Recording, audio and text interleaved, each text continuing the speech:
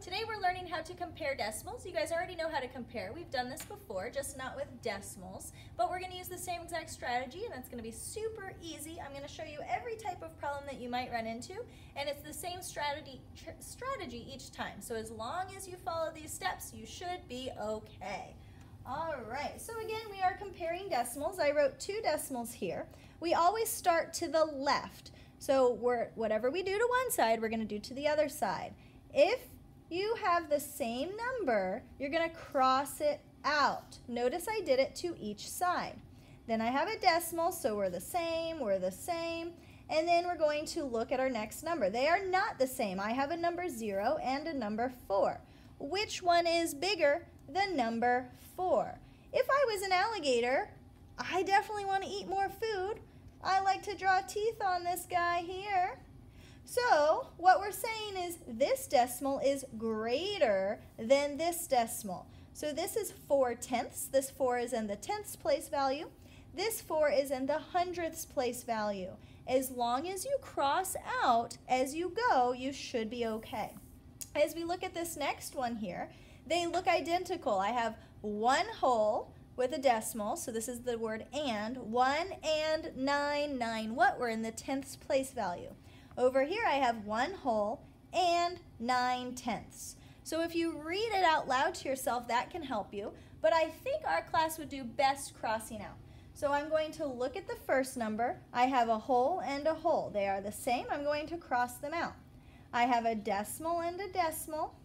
And I have a 9 and a 9. Oh wait, those are the same. I shouldn't be crossing them out. Oh wait, yes I should. Because if they're the same, just like those ones, we cross them out. But a lot of you are going to say, Mrs. Jensen, there's nothing here. Okay, well, what is a number for nothing? A number for nothing is a 0. I have a 0 and a 0. Okay, let's cross them out. Oh gosh, I'm done. I don't have any more numbers, so they must be equal. They are identical, exactly the same. Now, I want to remind you, we started with 1 and 9/10, and we started with 1 and 90/100ths. They are the same. Even though there is a 0 here, a 0 is a 0. That's not a number. So we could technically ignore it, and we could get 1 and 9/10, 1 and 9/10, or we could have put a 0 here and had that 0 there. We're going to do a couple more examples together. All right, I have one whole and one whole. They're the same, so we cross them out. Then I have 2/10 and 2/10. They are the same. We cross them out. Remember, we need to look for numbers that are different. That's going to help us. Now I have a 3 and a 4. Oh, those are different. So I have 3/100ths and 4/100ths. Which one is bigger? Which one is bigger? The 4 is bigger. So we're going to put teeth on our alligator, and we're going to want to eat this one. All right, as we work down here, same thing. I have 0 holes now. We haven't seen one like this. That doesn't mean we're done.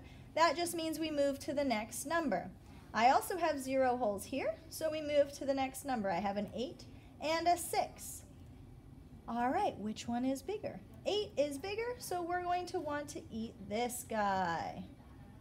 All right, so what this is saying is 87/100ths is greater than 67/100ths. Our last problem we're going to do together before you work on your own. We have a 0 and a 0 in the holes. We're going to cross those out. They're the same.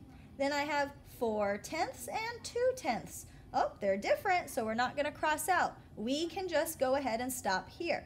I don't need any numbers that follow. I only care about these numbers. Which one is bigger? The 4.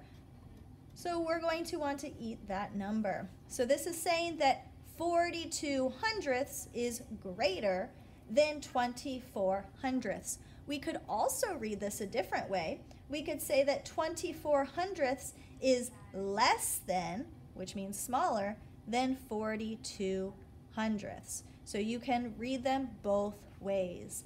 All right, guys, good luck with your work. And as always, if you have any questions, just post on the discussion board and I'll get back to you throughout the day.